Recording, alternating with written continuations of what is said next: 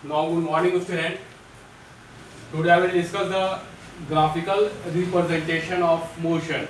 यानी मोशन को हम लोग अब ग्राफ में कैसे सीखेंगे, कैसे हम लोग जानेंगे ग्राफ मेथड से हम लोग मोशन को कैसे ड्राइंग करेंगे, इसका क्या ग्राफ होगा, इसके बारे में हम डिस्कस करेंगे जो है। तो देखिए, सबसे पहले तो हमने अभी आप लोगों को मोशन के बारे में बताया था और इक्वेशन ऑफ मोशन जो है हमने तीनों इक्वेशन प्रूव किया था विदाउट ग्राफ। लेकिन अब हम लोग जो है इसी चीज को ग्राफ से सीखेंगे, ग्राफ से जानेंगे कि डिस्टेंस टाइम ग्राफ क्या होगा। तो सबसे पहले तो आप ये दो चीज को आप मेंशन करें और इसको नोट डाउन करें कि ग्राफ में सबसे पहले तो इसकी बात ना करके सिंपली अगर हम ग्राफ की बात करें तो ग्राफ में अगर देखा जाए तो ये हम एक्सिस बनाएंगे, ये हमारा जो है ओरिजिन होगा और ये हमारा जो है वाई एक्सिस होगा और ये हमारा जो है वो एक्स एक्सिस होगा। ये वाई एक्सिस और ये एक्स एक्सिस। तो वाई एक्सिस ऊपर वाली लाइन वाई एक्सिस होती है और ये हॉरिजॉन्टल वाली लाइन क्या होती है, एक्स एक्सिस होती है। और ये जो है जो पॉइंट होता है ये पॉइंट ऑफ इंटरसेक्शन होता है और इसी पॉइंट ऑफ इंटरसेक्शन को हम लोग ओरिजिन बोलते हैं। तो इसको हम लोग क्या बोलेंगे, ओरिजिन। इसको हम लोग बोलेंगे और दैट इज ओरिजिन पॉइंट। तो ये वाली पॉइंट जो होगी वो ओरिजिन होगी। अब देखेंगे, अब ये तो आप जानते होंगे कि वाई एक्सिस ऊपर वाले को और जो हॉरिजॉन्टल वाली लाइन है दैट इज एक्स एक्सिस। तो ये आप दो चीज को मेंशन करेंगे। सबसे बड़ी बात ये होती है कि इसमें कुछ क्वांटिटी जो होती है वो डिपेंडिंग क्वांटिटी होती है, डिपेंडिंग क्वांटिटी। और पहला क्वांटिटी डिपेंडिंग और सेकंड क्वांटिटी जो होती है वो इंडिपेंडेंट क्वांटिटी होती है।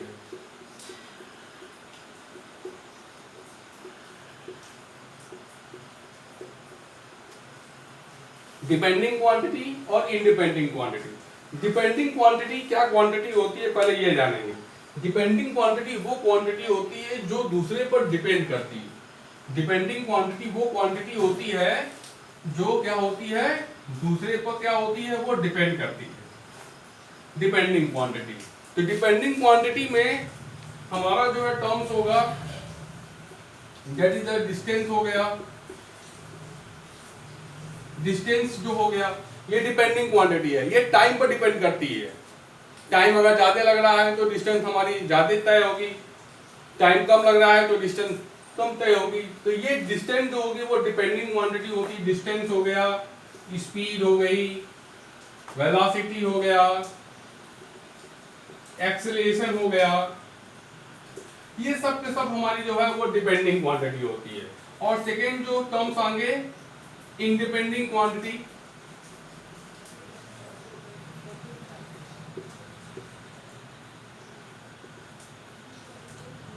इंडिपेंडेंट क्वांटिटी, इंडिपेंडेंट क्वांटिटी में क्या होता है मेरा,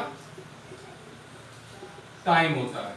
इंडिपेंडेंट क्वांटिटी में क्या होता है, टाइम होता है। और डिपेंडिंग क्वांटिटी में ये सारे टर्म्स होते हैं। अब सबसे इंपॉर्टेंट बात यहां पर आप लोग जानेंगे, ये हमारा ओरिजिन, ये मेरी वाई एक्सिस और ये मेरी एक्स एक्सिस। तो डिपेंडिंग क्वांटिटी को हम ऑलवेज वाई एक्सिस पर पुट अप करते हैं। ये हमारी डिपेंडिंग क्वांटिटी है।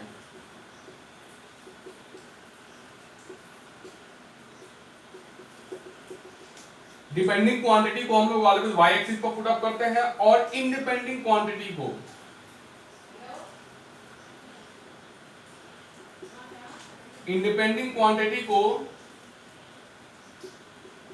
हम लोग एक्स एक्सिस पर पुट अप करते हैं। डिपेंडिंग क्वांटिटी को हम लोग वाई एक्सिस पर पुट अप करते हैं और इंडिपेंडेंट क्वांटिटी को हम लोग एक्स एक्सिस पर पुट अप करते हैं। तो इसको हम लोग अब रिटर्न में कर लेते हैं जरा सा, इसको आप लोग नोट भी कर लें।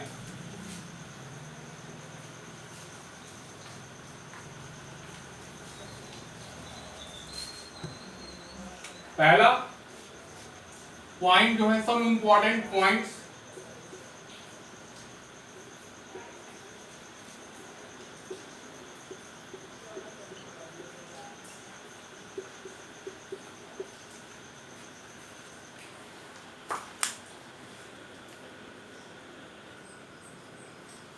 देखिए some important points.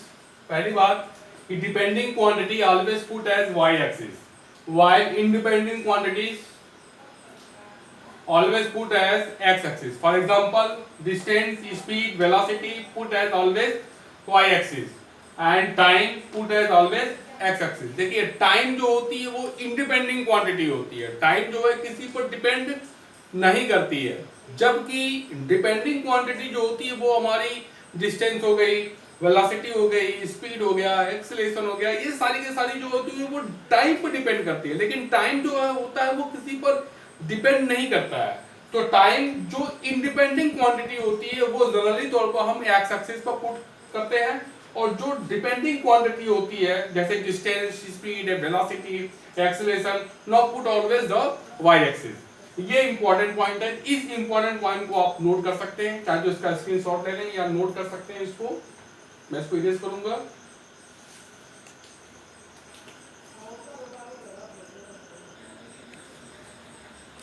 No second जो पॉइंट है, इन ए ग्राफ में जनरली जो है we assume that speed and velocity are same quantity और सेम सेंस।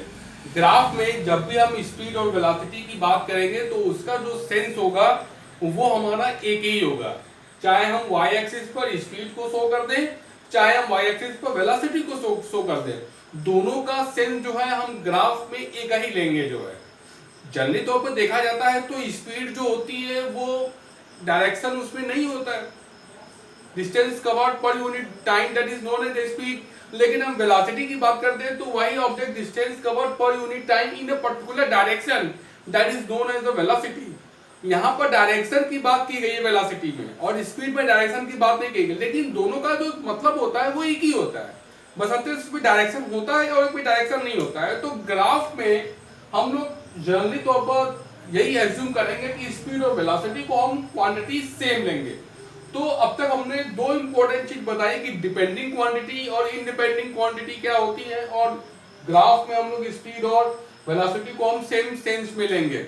अब आगे हम लोग इस पर एक एक टॉपिक डिस्कस करेंगे। जो है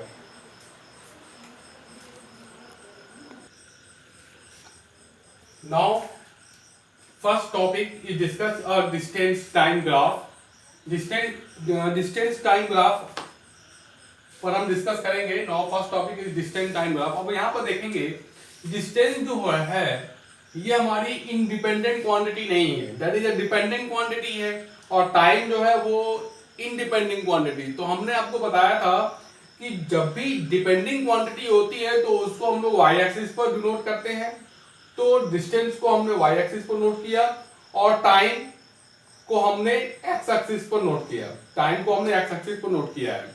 तो देखिए ये डिस्टेंस वर्सेस टाइम ग्राफ है, और अगर कोई line passing through the state, passing through the origin, sorry, if a line passing through the origin then this line is show the speed of this line, यानी the distance time graph of a body moving at a uniform speed is always the straight line।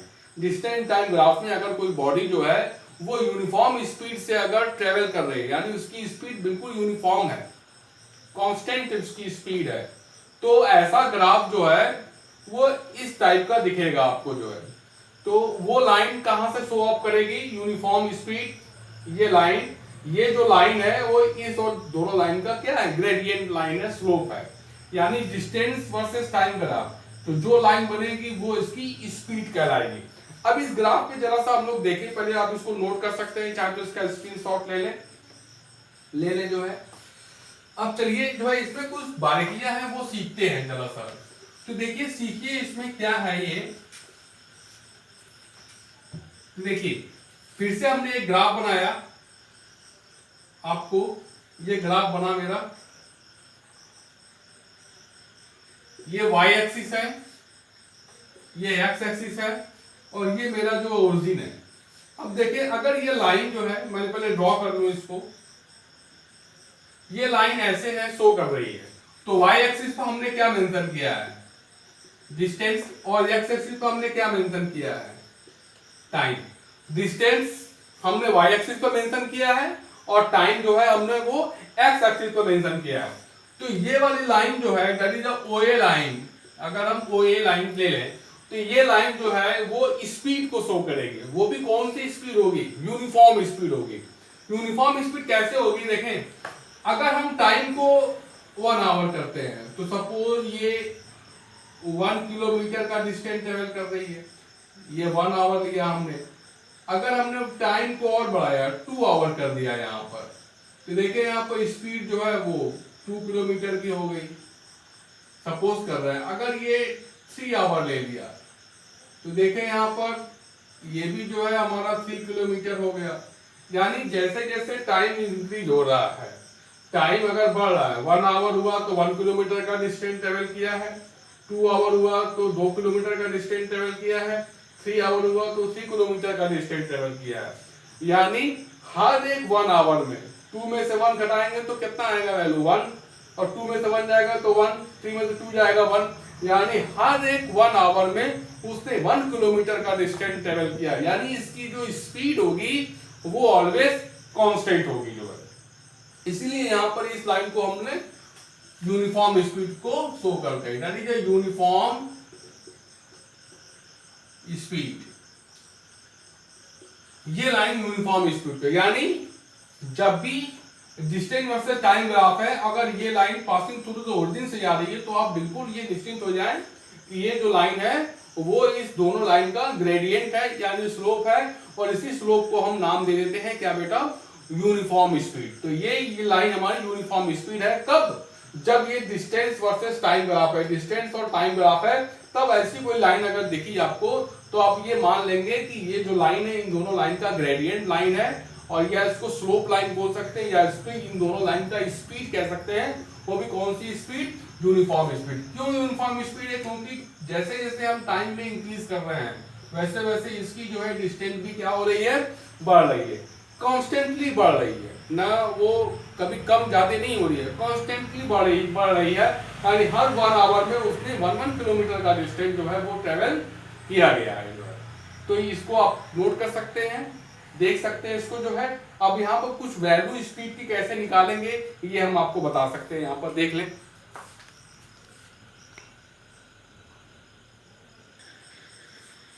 चलिए अब now find the value of speed. हमको find out करना है, find the value of speed की value हमको find out करनी है इस ग्राफ में। तो देखिए डिस्टेंस वर्सेस टाइम ग्राफ है, अगर ये line passing through the origin जा रही है तो ये यूनिफॉर्म स्पीड है। ये यूनिफॉर्म स्पीड तो है, लेकिन इसकी वैल्यू हम कैसे फाइंड आउट करेंगे। तो देखिए सबसे पहले क्या करेंगे, हम यहां से एक लाइन परपेंडिकुलर लाइन ड्रॉ करेंगे जो है,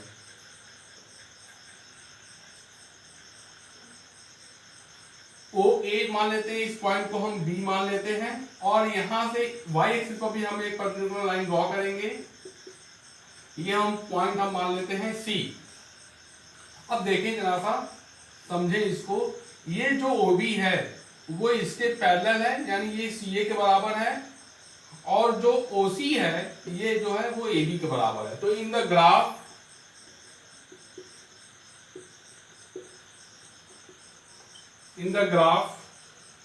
OB equal to CA and OC equal to AB। ये ग्राफ में देखें OB equal to CA, OB equal to CA and OC equal to AB, ये मेंशन है। जितना ये चला उतना ये भी है, और जितना ये है उतना ये भी है। यहां पे देखिए जरा सा, अगर आप क्लास 8 में पढ़े होंगे, ये पॉइंट है 3, 4, तो इसका मतलब क्या है, पहले एक्स एक्सिस फिर वाई एक्सिस 3, 4। तो एक्स एक्सिस ये चला 3, ये चला हमारा 4, तो क्या करते हैं, ऐसे तो मिलाते हैं आप, तो ये पॉइंट आ जाती है 3, 4। तो पहले एक्स देन वाई, तो इसकी वैल्यू हमको निकालनी है। तो अगर हमको OA की वैल्यू निकालनी है तो find the value of OA। अब वैल्यू ऑफ OA, यही तो वैल्यू क्या कहलाए, क्या है, ये स्पीड है। यूनिफॉर्म स्पीड, यही तो स्पीड है, यही तो हम कह रहे हैं यूनिफॉर्म स्पीड।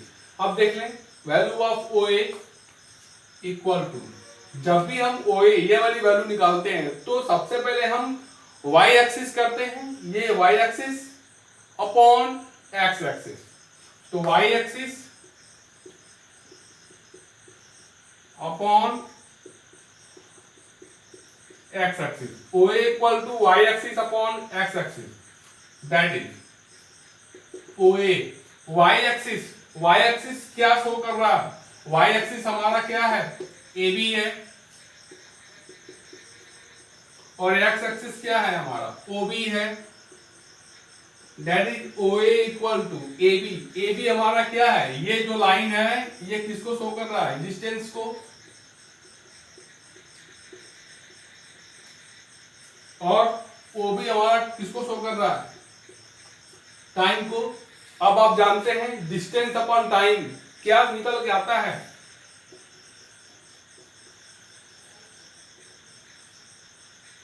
स्पीड। यानी देख लें इस लाइन को क्या बोलेंगे हम लोग, स्पीड बोलेंगे।